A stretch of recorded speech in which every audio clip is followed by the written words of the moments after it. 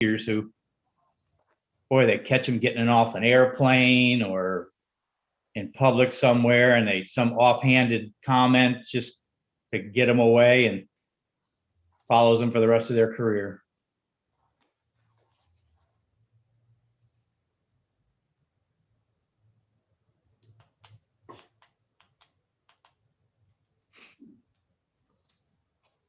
Hey, Paulette, I'm going to have you do the pledge, okay? Okay. I'm pretty sure I can do that from memory. No, I'm just kidding. Of course I can do it from memory, right? We've been doing that since what, second grade? It's funny you say that because I've been asked to do it a few times. All of a sudden you go, okay, I think I remember this. It's like, you know, the poor people who have to sing the national anthem and they, trip all over their tongue trying to get it out. We're not standing for the pledge though, right? Because we're on Zoom. Well, Terry's had people stand. I'm not going to have anybody stand. Okay. Kurt, you look comfortable in there.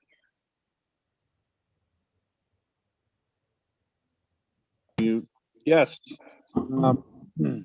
I'd shared with Jeff, I'm out of town, but I made sure I found time to participate in this meeting, especially knowing 2 other members were absent today. So I'm outside because I got a hotel room full of people that are, well, it wouldn't work in the hotel room, let's put it that way. It looks very pastoral and relaxing, so that's good. It is. It's very quiet out here. Good. The lighting's not great. I'm sure someone in the IT department, not the best video, but sorry, that's all I can offer right now. It's fine. We'll take what we can get, Kurt. Showing 1 minute to 7.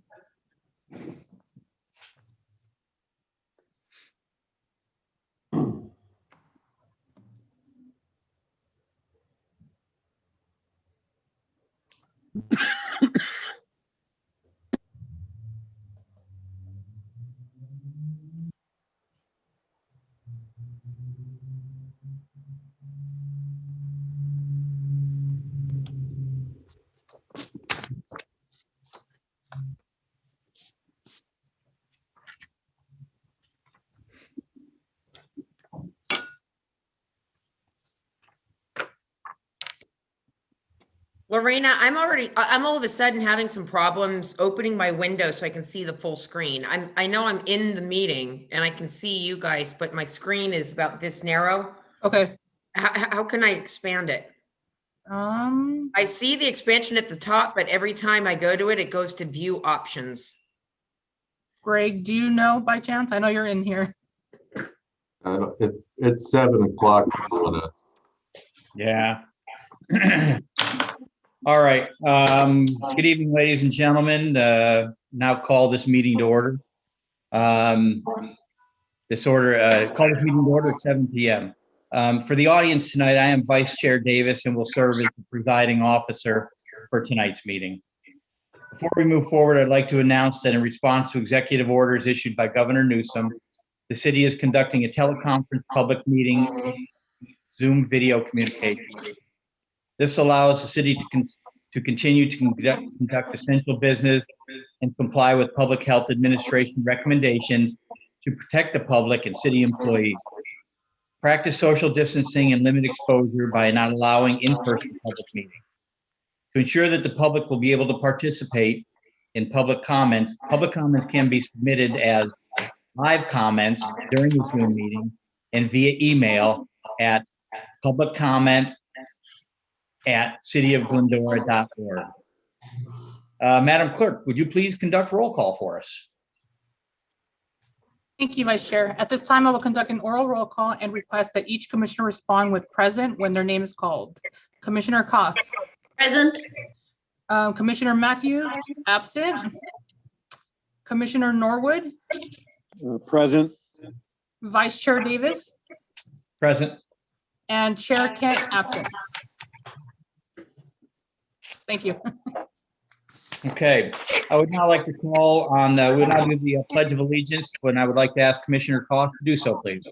Okay, I pledge allegiance to the flag of the United States of America and to the republic for which it stands, one nation, under God, indivisible, with liberty and justice for all. Well done. Okay, does anyone wish to reorder or add to the agenda tonight? All right, hearing none, we will continue to public comment.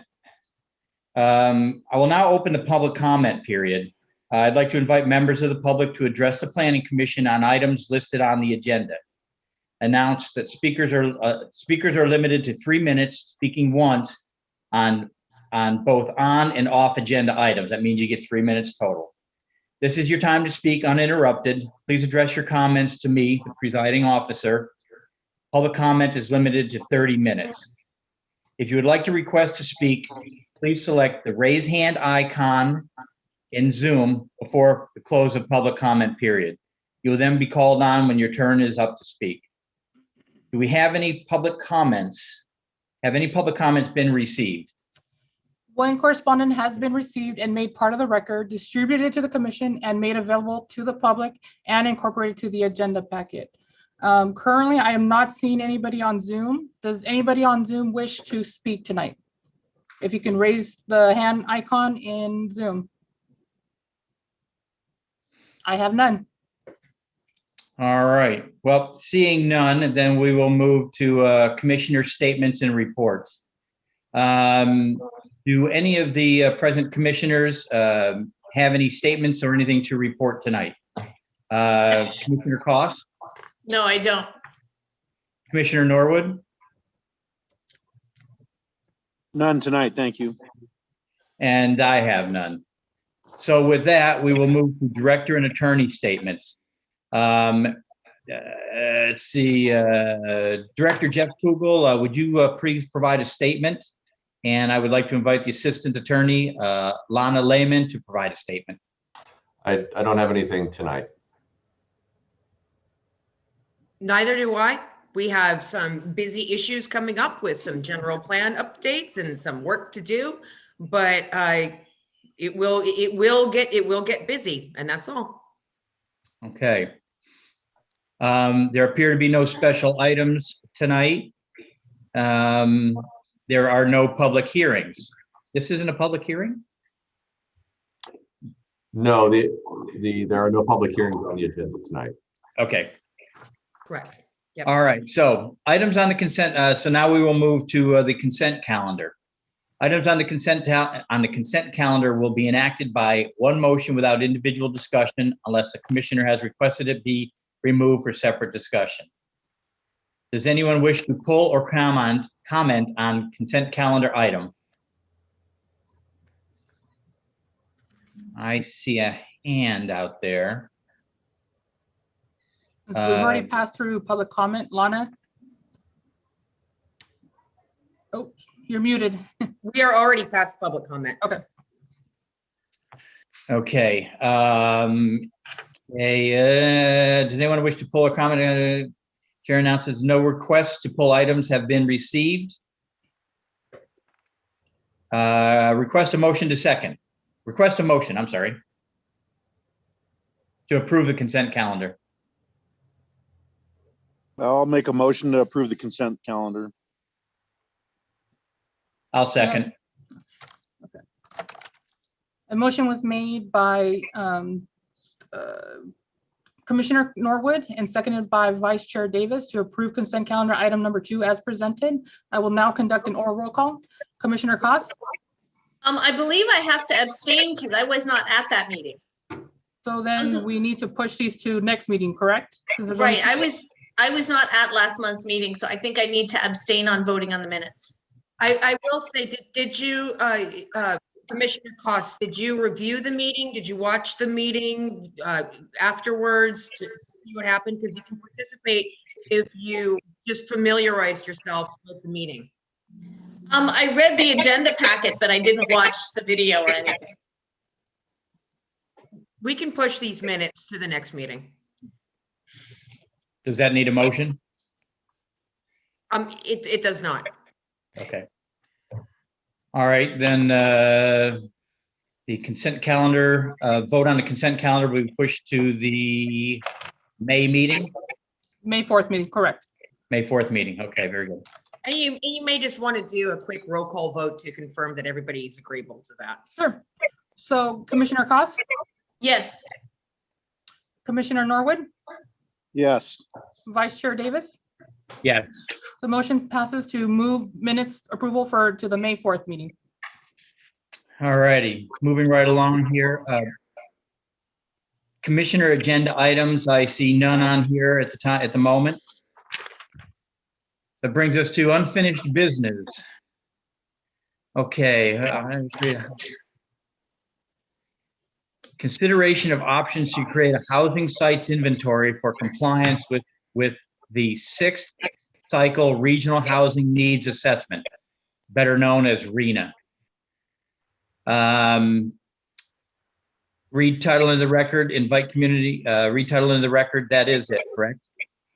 Correct. Invite community director, Mr. Kugel, would you like to present the report?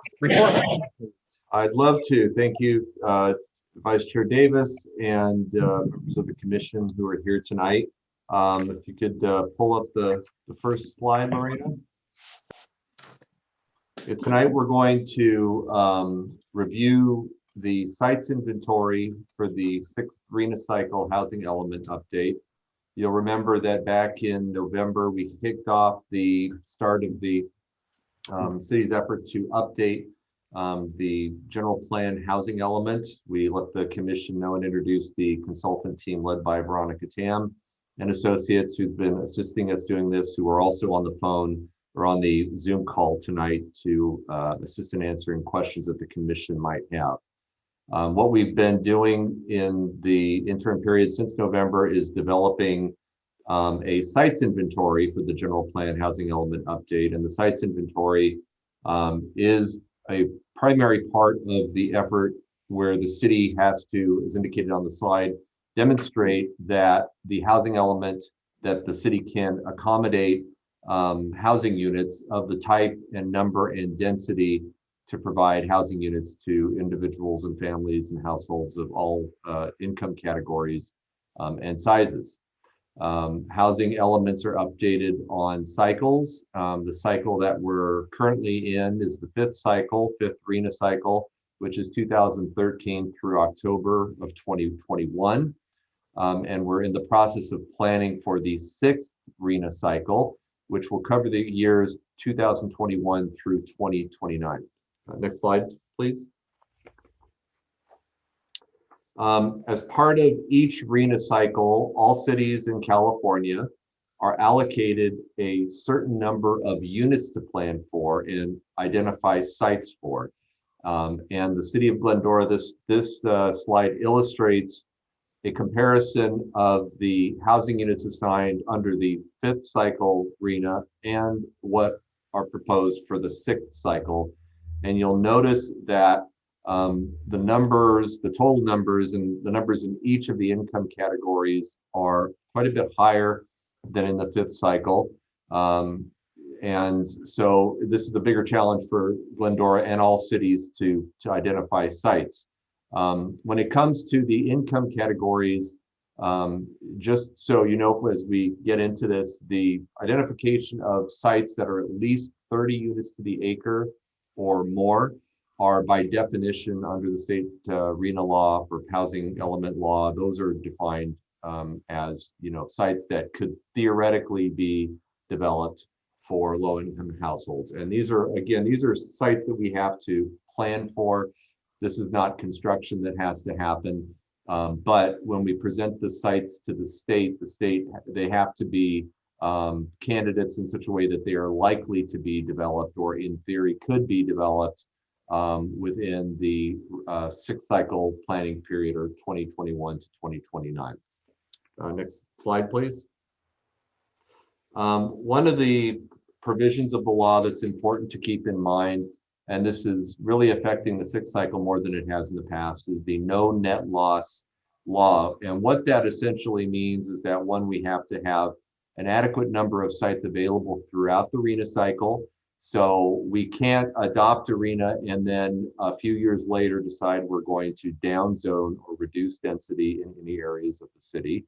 And in addition to that, as we're planning, the state law now also recommends, it actually really, as I read it, requires some type of buffer between the number of units that's required to plan for and the number of units that your sites will accommodate. So for example, and this is particularly true as we get into the discussion on this, into the low income categories. The state assumes now that on sites, let's say you have a site that allows up to 20 units for the acre. The state doesn't assume that the site will be built at 20 units to the acre. And so because it might be built at 15 units to the acre or even 10, unless the city has minimum density thresholds, the state requires that there be a buffer. So some extra units, particularly emphasizing the low income categories. So those sites, again, by definition, which are 30 units to the acre and greater. Next slide, please. So as we start off, the first thing in developing a site's inventory, we looked at our ability to obtain any credit on the number of units that we need to plan for. If you look at this slide, you'll notice that in the little table at the bottom, it shows the number of units in each of the income categories, and with a total number of our Arena allocation is 2,276 units that we need to identify sites for. But because of the accessory dwelling unit law and the trends in accessory dwelling unit permits that the city has been issuing over the last really 1 to 2 years, we are eligible for a credit against our RHNA number, and that credit helps us, for example, in our low income category. You'll notice that we can count 108 units toward our RHNA low income category. And in addition to that, we have about 68 units which have been entitled, meaning the Planning Commission and City Council have approved the construction of those units, but have not been constructed. So with those credits, the number of units that we're now planning for or looking at additional sites for is really 2,048. So as I get into the rest of the presentation and as we start looking at the 3 options that staff has developed, we'll be shooting to achieve that 2,048 number plus a buffer that I described earlier. Next slide, please. All right, so I'm gonna get a sip of water before I keep going. So in developing a site's inventory that we can submit to the state as part of our housing element, staff developed 3 options, and they involve some varying degrees of rezoning that we would have to do to meet the number that we need to meet and submit to the state. As I mentioned, the number of units is actually a lot higher for us in every city in California than it ever has been, quite a bit higher. And so our existing zoning will not accommodate all of the units. I'd also add that as we looked at that, the city's strategy really going back to the 4th RHNA cycle, which was in 2008 to 13, the city has strategically, with respect to housing growth and development, relied heavily on identifying sites on Route 66 and now on Arrow Highway as the main areas for medium to high density housing growth within the community. If you look at a land map of the city, you'll notice a key feature is that the overwhelming majority of developable land in the city is built out with single family homes, which were primarily developed between 1955-ish and 1980. And that the areas that we've identified for growth through strategic rezoning and really starting with the Route 66 specific plan, that's where we've targeted growth. So if you look at the attachment A to the report, which is the sites inventory, you'll notice that most of the sites are along Route 66. So with the rezoning effort that we might have to do, depending on which option we choose, I want to talk about the zones that we rely on for our sites inventory and where we rely upon, for most of our, for areas that we might need to rezone. And we're going to talk about Route 66, and we're going to talk about Arrow Highway. For many of you, you're aware on Route 66 that the city had a specific plan, or has a specific plan, that was adopted in 2003. And that specific plan allowed, it was oriented toward, vertical mixed use development, transit oriented development with a bunch of goals. And the city modified that specific plan in 2017 and reduced zoning and development capacity in actually throughout the entire corridor. And so the options that we're going to present to you largely involve some restoration of the density that was removed to the Route 66 specific plan. Interestingly, had we not done that rezoning, we would not be talking about doing any rezoning for the housing element for this cycle. Again, I don't think anybody thought that the number of units was going to be as large. And at the time, we were working on an Arrow Highway specific plan. So I want to show you, starting with the Town Center Mixed Use District, the Central Route 66 Residential District, and the Barranca Gateway and Arrow Highway. So go to the next slide, and we'll start with the Town Center Mixed Use area. So this map, the areas in purple, show you the pre-2017 boundaries of the Town Center Mixed Use.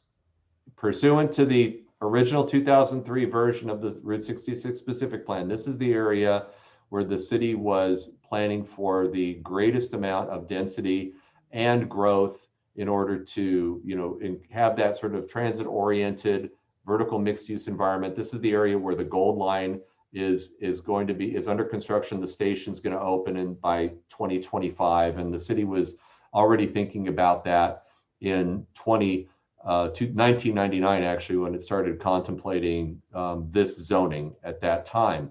And you'll notice that the purple area extends all the way from Route 66 all the way up Glendora to Foothill Boulevard. And this area was the most intense density allowed under the Route 66 specific plan, and allowed, with a combination of density bonuses, up to 55 units to the acre and a 5-story building. So the development that is emblematic of the pre-2017 Route 66 specific plan is the Avalon Bay project at the corner of Glendora and Route 66. That is the type of development that was envisioned for this area. Next slide, please.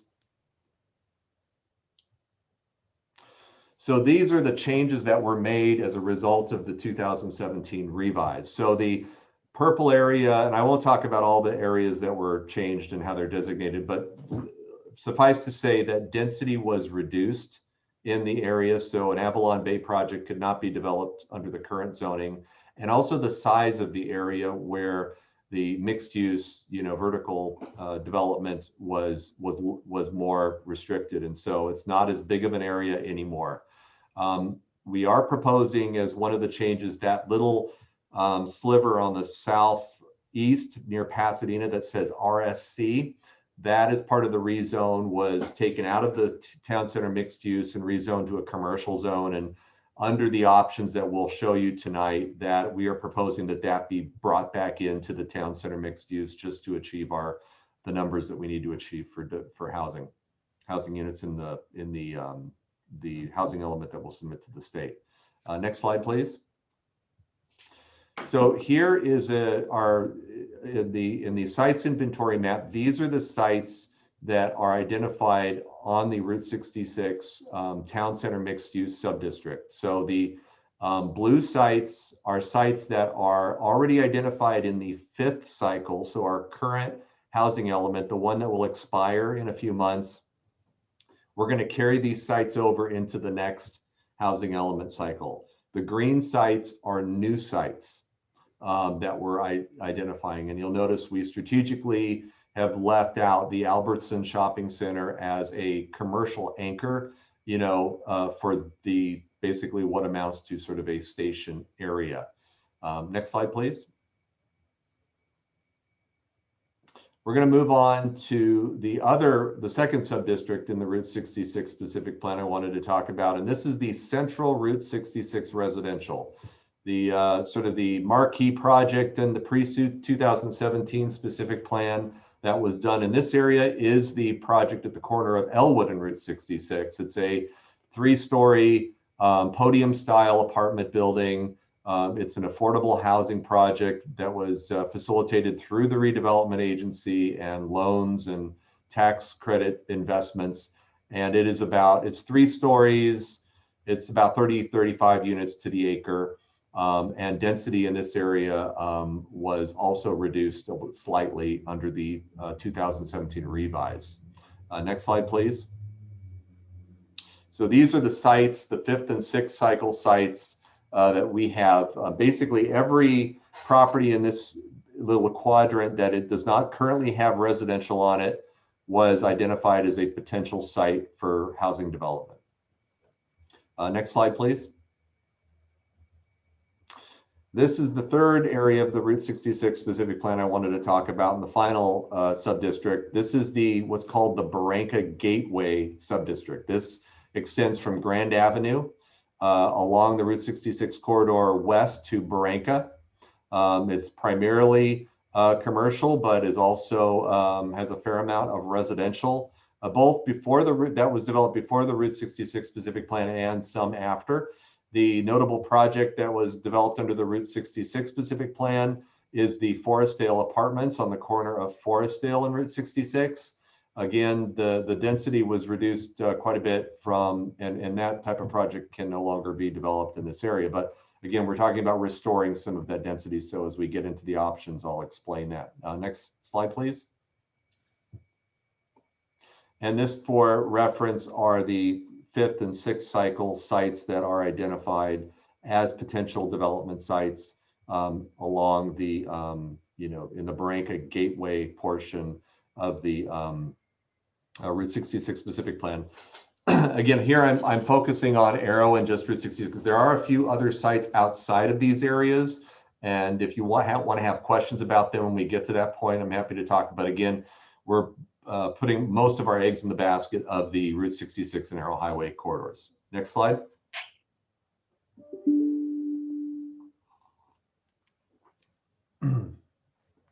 So here is the Arrow Highway specific plan that was a project that was started around 2015.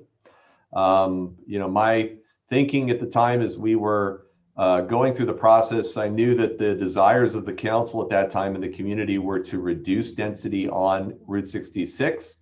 However, I think I estimated that we would make up for that on Arrow Highway because we had kicked off a specific plan on Arrow Highway in an effort to introduce housing along that corridor. And we did add a lot of units, the capacity for additional units on this, but it's not enough. And under all 3 scenarios that I'll present. So we need to throw this into the mix. And so Arrow Highway is a little bit lower density than Route 66. Instead of, your 3 to 5 story buildings that originally were allowed on Route 66, this is really a 2 to 3 story type residential area. And it's really the area from Glendora Avenue East that allows a combination of commercial or residential uses in that density. And we only need changes to this specific plan area under one of the options. And I'll mention that there was a citizens committee made up of business owners, homeowners, and other interested parties around this corridor to develop this specific plan. It was just adopted in 2018, so it's still fairly new. We do have some projects that we're processing right now, so just a little bit of background on that. Next slide, please. So let's do a real quick comparison of the pre-2017 densities on Route 66 and the current densities. So looking at this, this table, if you kind of follow along, on the top, you have the pre-2017 densities in the 3 sub-districts I just talked about. So originally in the town center mixed use, it was 55 units to the acre. We dropped it down to 30 units to the acre and 3 stories. So 3 to 5 stories, big difference there. The CRR subdistrict was 45 units to the acre, 4 stories. We dropped that down to 3 stories and 30 units to the acre as well. The Barranca Gateway went from 45 units to the acre, 4 stories, down to 20 units to the acre and 2 stories. And at the time, there was no residential in the areas on Route 6 on Arrow Highway we're talking about. So we added that in 2018. So you can see the pretty dramatic changes in terms of what's allowed on Arrow Highway after 2017 versus what was allowed and before. So this is why we're sort of in our situation right now with trying to meet the state's obligation or requirements for the next housing element cycle. So let's get right into the options. We're going to talk about 3 options, options A, B, and C. And let's start it off with option A. So next slide, please. So option A,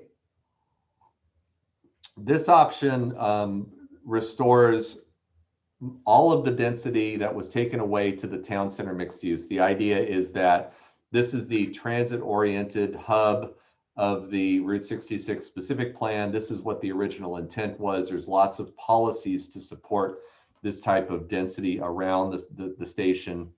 And you fully restore, you basically restore what we removed. So in theory, you could build another Avalon Bay project or something of that type within the town center mixed use. The Central Route 66 residential, we would propose to restore most of the density. You go back up to 40 units to the acre versus the original 45, still not quite all of it.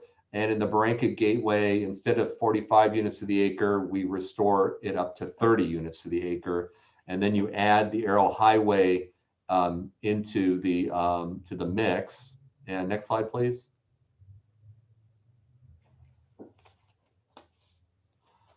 And then you have I put a little happy face because we're able to achieve the state's objectives, I think, pretty successfully.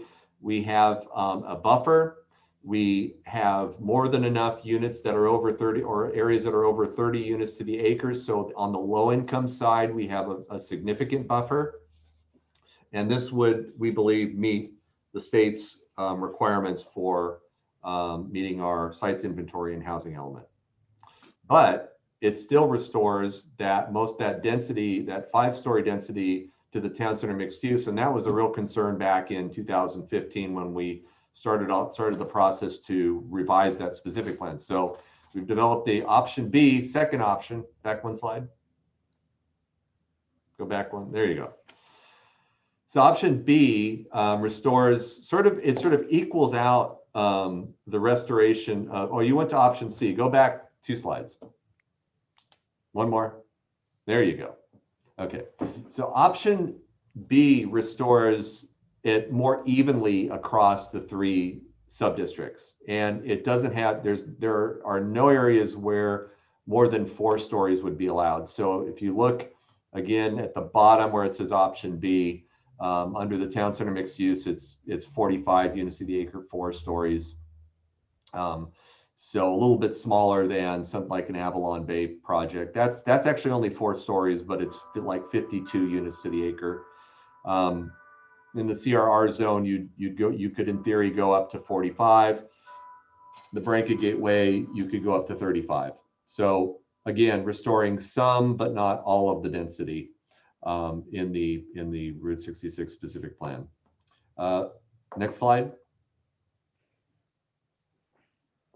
And with this as well, we have what we believe is a comfortable buffer. We accomplish what we need to in the low income category, which is important to the state. We have enough left over to cover ourselves in the market and moderate income categories.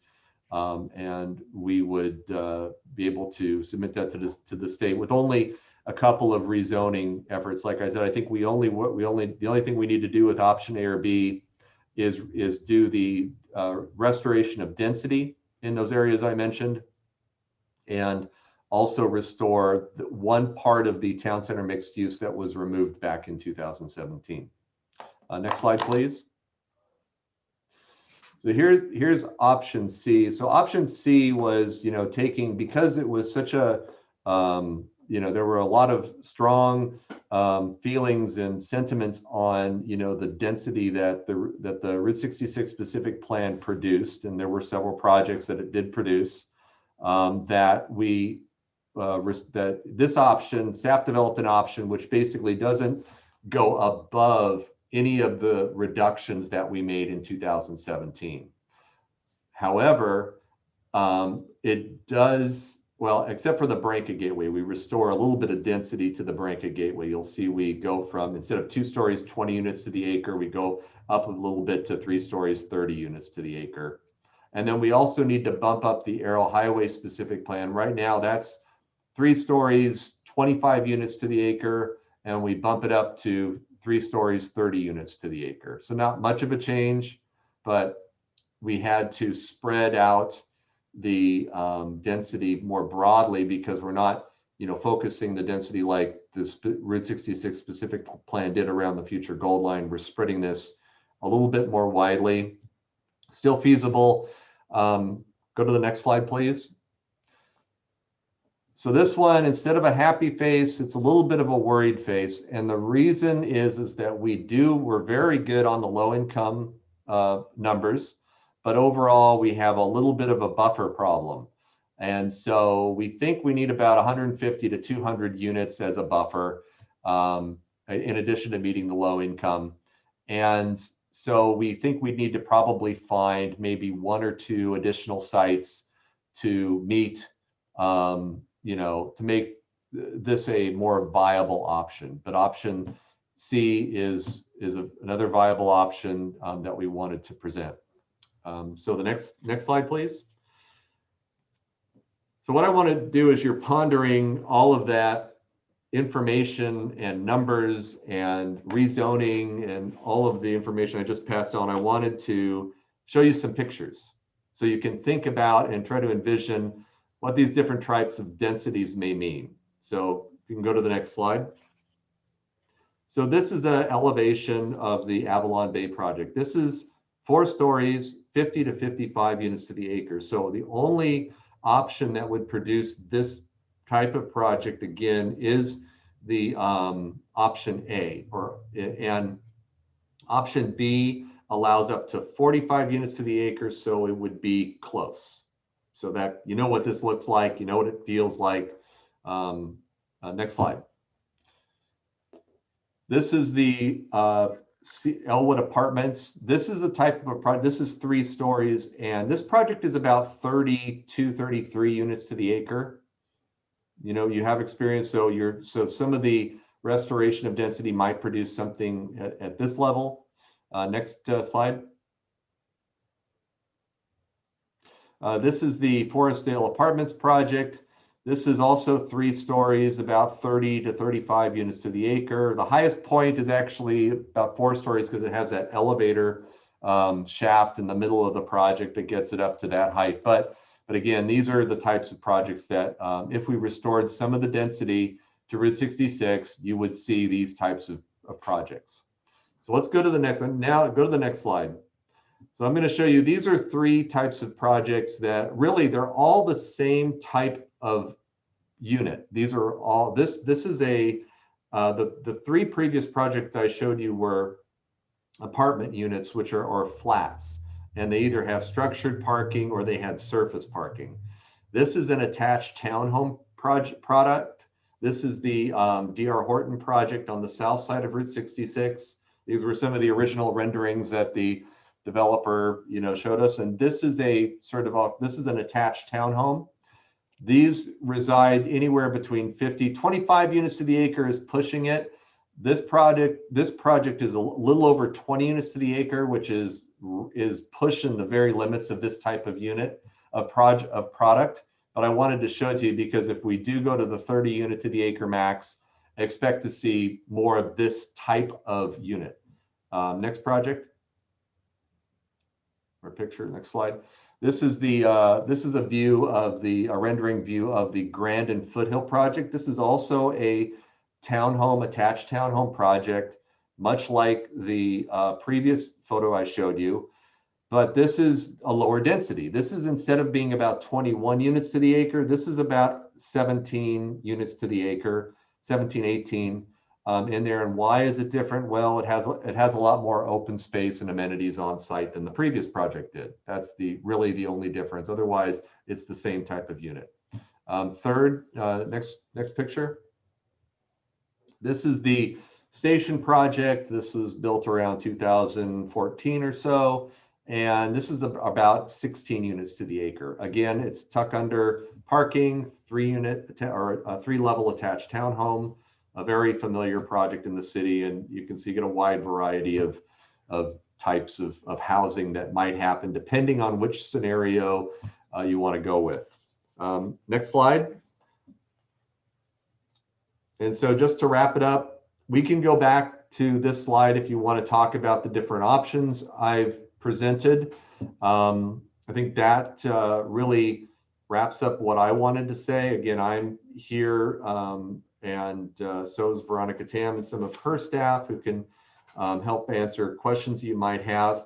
But tonight we're asking you to deliberate on this. And if you can, the next slide, Lorena, final one, select one of the 3 options.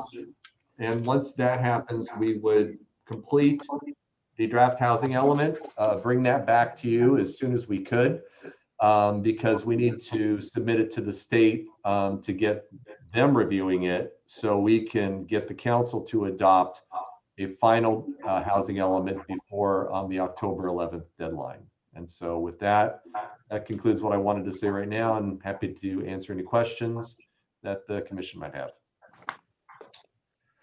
Okay, I don't know if I need to close that particular part of it, but I'd like to bring it back to a commission for questions of staff. We'll start with Commissioner Koss. Well, first of all, I want to say I appreciate the examples of what the different densities would look like. That was very helpful to me. Do you have, I can't think offhand of any examples of the 5-story units. Can you give me any in the city or surrounding environs to kind of give us a visual of that? You know, I don't have anything like that. I use the Avalon Bay for that because even though it's only 4, imagine Avalon Bay, but 1 more story. 1 more, just bigger, right? Yeah. Okay. And then once we make this determination of which plan that we want, what are the next steps then in terms of state approval and such? Yeah, so what we would do is we would complete the draft housing element document. We'd present that to the commission for one last look in the next month or 2, and then submit it to the state Department of Housing and Community Development. They would review it. They will likely provide comments to the city. And staff would try to work with HCD staff to resolve those comments and make changes as needed to the draft. And then sometime after that, hopefully either late summer, maybe September, we would present a final draft to the city council for adoption. But the RHNA number is kind of from the state. It's non-negotiable then. It's just something that we have to, and then we have kind of these 3 options in terms of how we're going to satisfy that number, correct? Correct. The RHNA number is non-negotiable, but we are given all the creativity that we can muster in the world to try to meet it.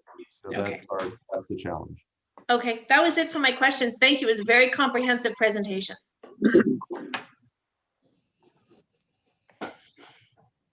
You're muted, Vice Chair Davis.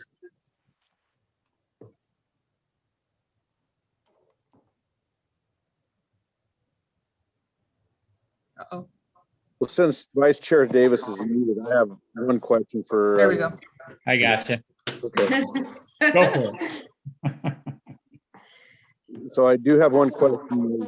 In option 3, you talked about a smaller buffer, and you would require some additional sites and acreage. Do you have an idea of acreage, how much acreage and what type you would be looking at? Is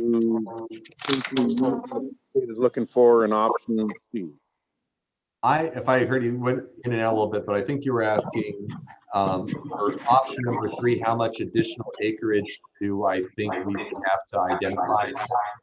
Yeah, an option C, how many, you said additional sites and some additional acreage possibly. So I'm wondering how much acreage and how many additional sites. Okay, so I think, because the good thing about the good thing is with all 3 options is that we're comfortably meeting low income units. You know, I gotta stop for a second. I'm having a horrible time hearing everybody. Everything is garbled on my end here. Yeah, I'm getting the same feedback. Maybe we got someone that's not muted. If someone's listening to the video live on the website, if they can mute that, that's probably what's giving the feedback. How does it sound now, Mark? Good. Okay. So I think that if we identified enough land to accommodate 100 more units or 150, we would have enough. And so what would that mean? I think if you had something like an R3 zone, which is up to 25 units to the acre, I think if we had 9 or 10 acres of that, we would probably be pretty close. So it'd be 1 or 2 sites of that. If we can get about 10 acres more, I think we would be pretty close. And have we identified any additional sites, or does that come in the presentation on the final draft? Yeah, I think so. You know, here's some things you could look at. You know, one would be to extend the residential areas on Route 66. You know, and the other site was about a year and a half ago. The Azusa Unified School District indicated, and this was in the paper, that they were going to identify as surplus property the adult school on Baranka. And staff has had one conversation with the school district staff about a year ago, and at that time they were still moving in that direction. So we would revisit that site, and you know, there are sites on Route 60, other sites on Route 66 that are currently zoned commercial that we frequently get calls on, such as the Tuesday Morning Shopping Center, and others that the owners and developers approach us about the possibility of rezoning it for residential.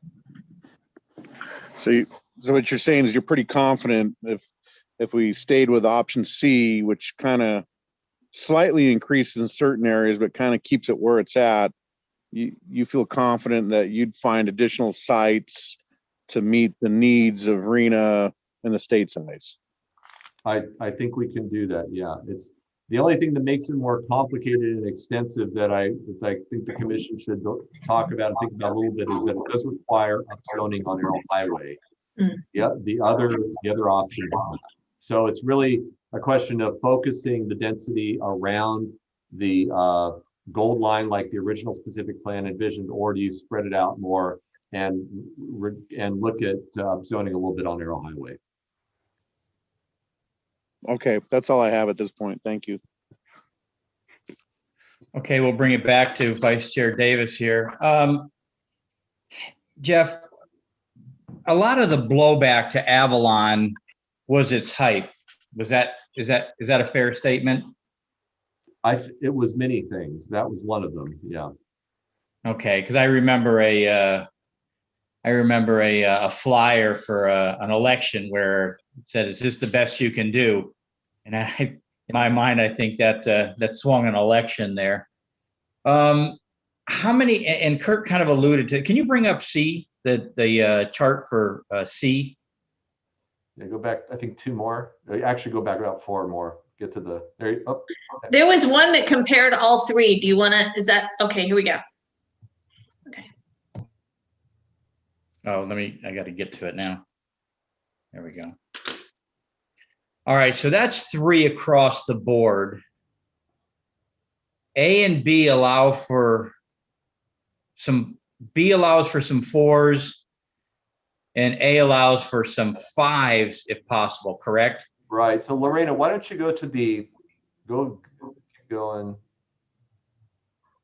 There it is. Yeah. Now you can look at all the options, including the pre-217 density on Route 66 and currently. So This is everything on one spreadsheet. Now, again, correct me if I'm wrong, was not the down zone or the reduced density, didn't that take place as a result of citizens not liking the 4 or potential 5-story units?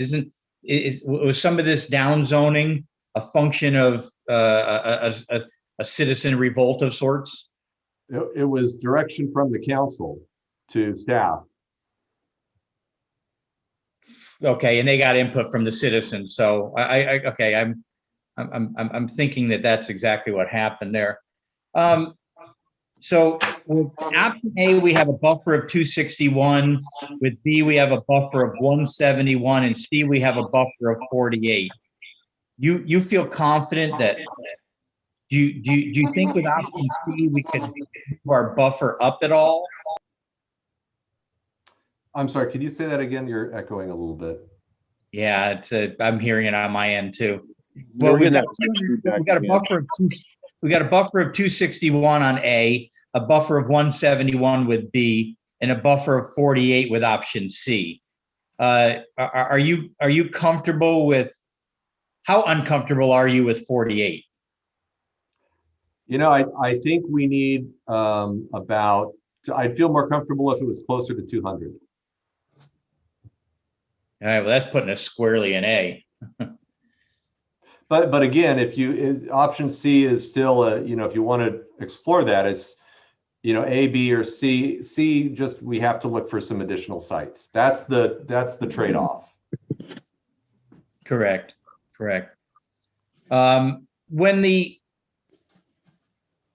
After you got pre-2017 and you got post-2017, how did the owners or the residents, how did they feel about being rezoned in 2017? What was the feel from the community on that?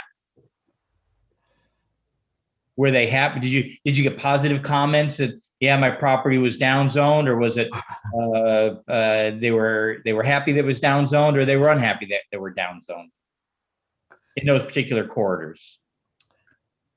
I didn't receive any comments. The only property owners that I remember having a lot of dialogue with were the property owners on Vermont. And at the time, the property owners on Vermont were concerned that in one of the versions of that their rights to continue operating their manufacturing and other businesses was going to be harmed by the change to the specific plan. That was but other than that, I don't remember. I mean, I'm sure that, yeah, I don't remember specific conversations with other property owners other than the property owners on Vermont. Okay. I can chime in on that a little bit, because I don't recall people coming in, and again, I think Director Kugel is correct. Aren't the ones on Vermont now non-conforming based on what the zoning changes are? No, they are fine. They were provided an exemption. Okay. That was the big issue, is they'd become non-conforming. So no, overall, we didn't get a lot of feedback or complaints about being rezoned. Okay. Under the heading of citizen comfortability, there was a True North survey, I think it was called, and it was pretty clear the citizens were comfortable with only 3 stories. Is that a correct statement, Jeff? I know that there were, on the True North survey, it's on all the surveys that we've done. I know that there's always been concerns over growth and development. Yeah, well, I get that. Do you have any possible locations to bump up the C numbers, or is that to be determined depending on what happens here tonight and with council actions? Well, I think what I would, I'd ask the commission to consider and take a look at, I think I mentioned one of the sites that we could identify for an even up zone a little bit would be the Azusa Adult School site. And that would be pending, of course, conversations with the school district to verify what their plans are currently. And then also, if you look at Route 66, you know, you can go really, you know, anywhere between Pasadena and Lorraine, and there are lots of underutilized commercial property that, you know, would not be harmed if you zone them to allow residential. Some of them would be, I'd say, you know, pretty enthusiastic about that prospect. Okay. How do you determine low income? Is low income considered Section 8? I don't think it is, but just to be clear, they're No. prisons, but not completely. Yeah, I think you know, Section 8 has often been used as a term to describe, you know, low-income housing of any type. But Section 8 is simply a program for low-income households, right? Okay. So All right. there All are right. many programs that, you know, like for example, even though the Elwood Apartments serves the low-income population, Section 8 is not the program that makes those rents, you know, affordable to lower-income households. What it Okay. is that the state looks at, you know, most lower income projects or projects that serve low income households are at least 30 units to the acre. So they require, to meet that income category within your RENA allocation, they require a certain number of unit capacity of at least 30 units to the acre. So it's assumed that, hey, I've got property that's zoned 30 units to the acre. An affordable housing developer could come to the city and they could make a project for low income households pencil out at that density. That's why that's why the state has identified that as meeting your low income requirement. Okay. Is it possible for staff to create a map to show how C would work? Yeah, I mean, in essence, if you look at the attachment A to the staff report, which is the sites inventory, those sites do not change under options A, B, or C. The only things that change under options A, B, or C are the density levels. What we're saying is that with option C, that's the special one where all those sites remain the same, plus the, you know, density adjustments associated with each of those options. Plus with option C, you've got to find a couple more sites to achieve that buffer that we're looking for. Okay, and those are to be determined.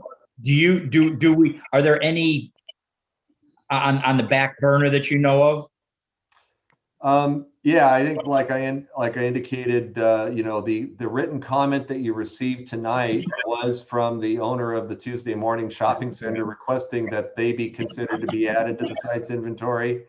And we've actually talked with the Azusa Unified School District within the last year about their interest to change the zoning on their property. Okay.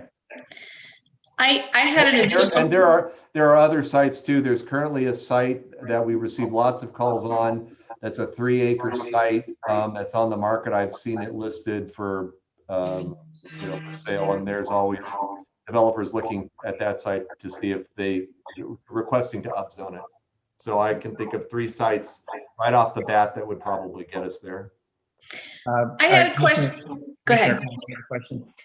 Yeah, I just had a question as well.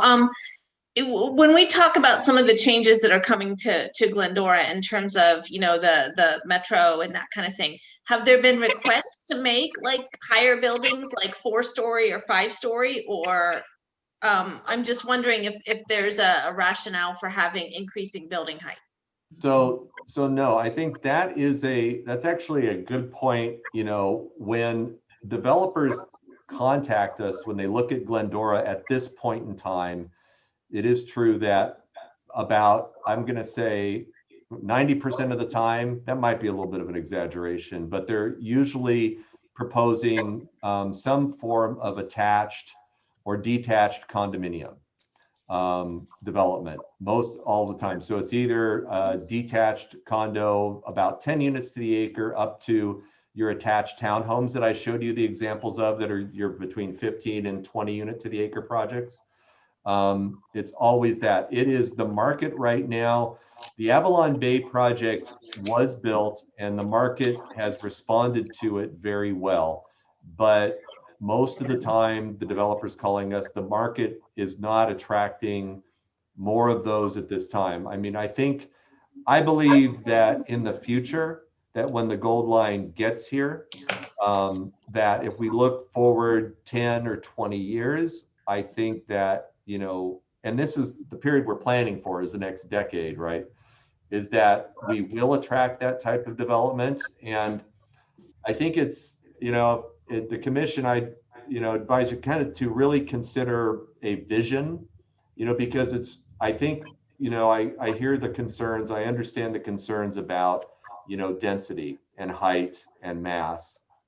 But, you know, we also have to think, you know, it's important to think about, you know, vision. And we may precede the market by a little bit, but it doesn't mean that the market will never catch up with us. You know, if you look at other cities along the Gold Line, like Monrovia, Duarte, you know, and even Azusa now, you're starting to see, you know, some higher density housing focused around their transit areas.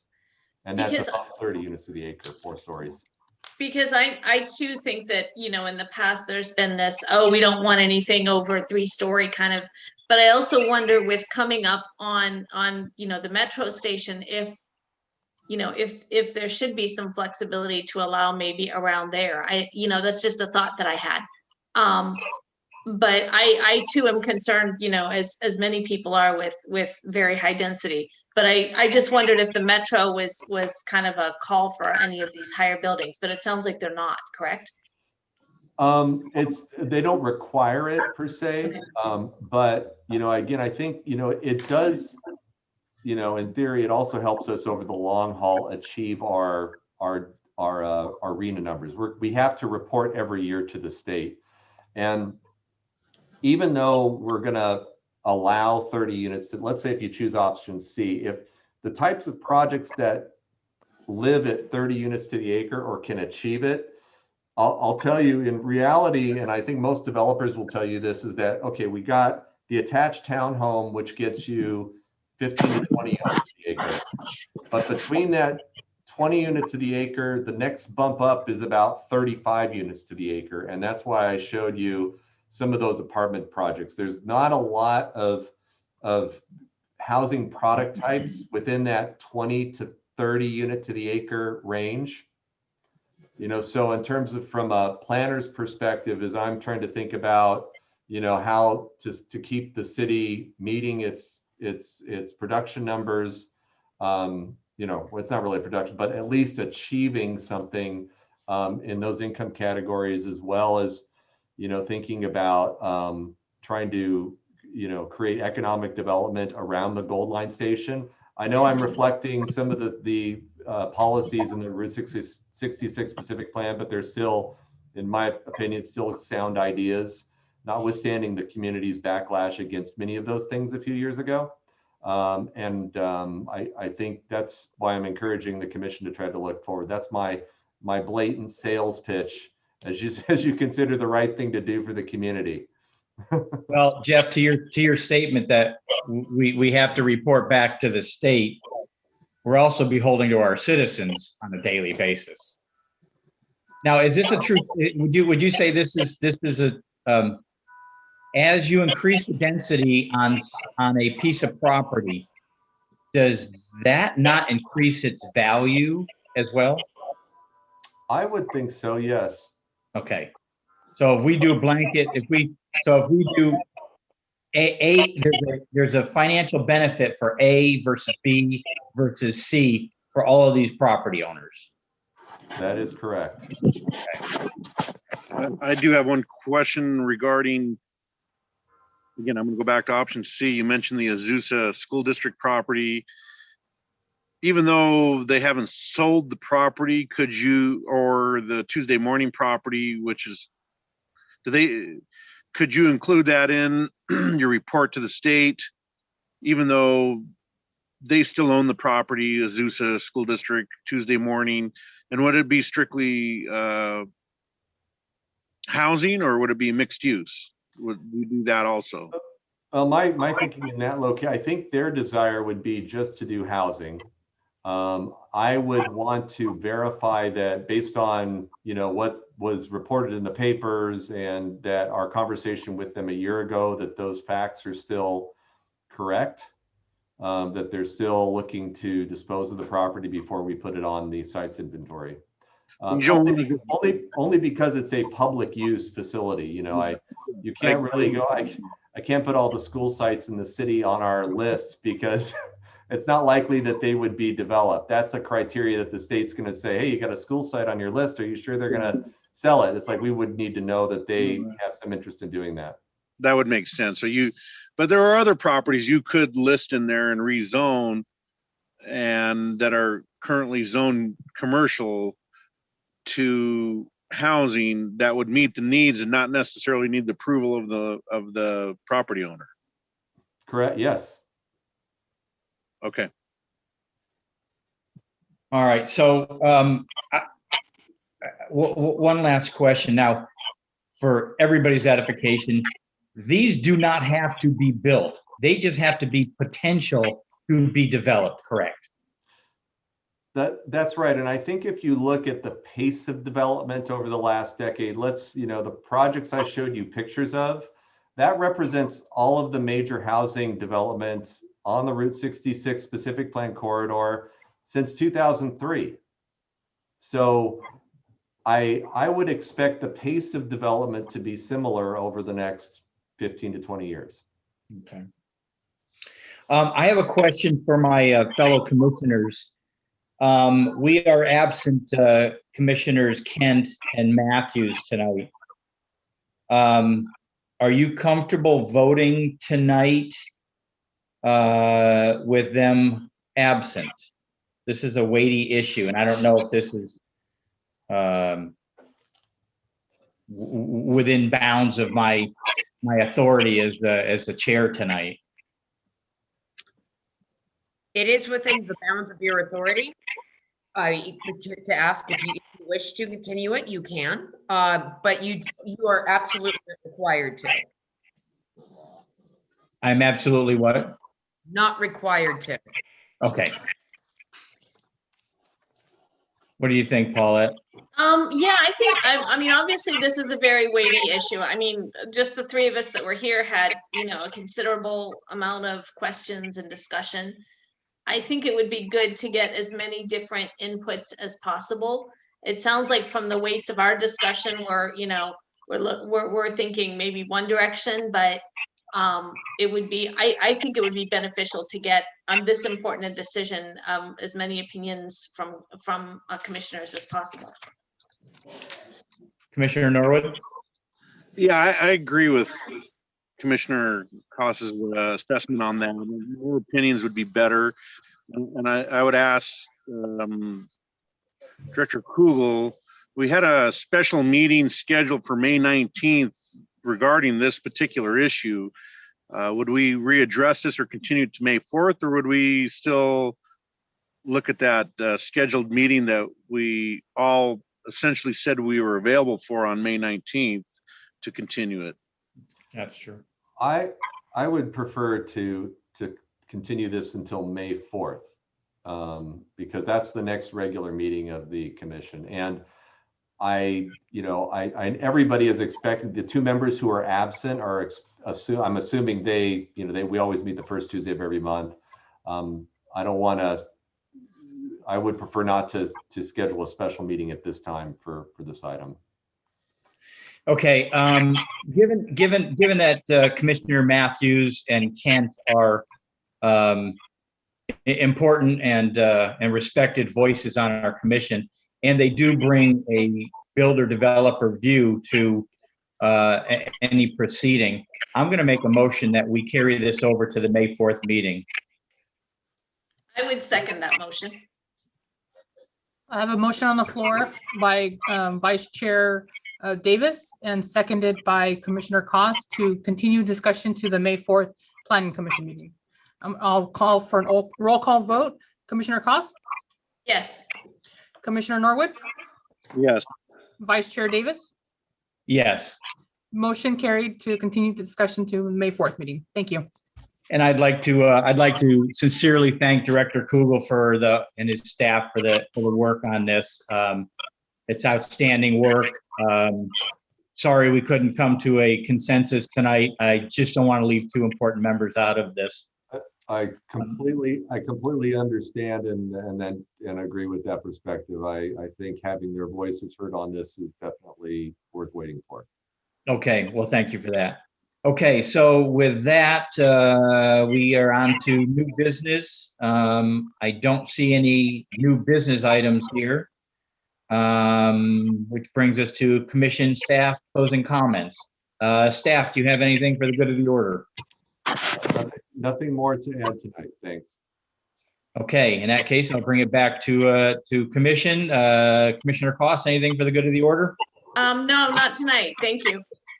Commissioner Norwood, No, none tonight. Thank you. city attorney? None from me. Thank you.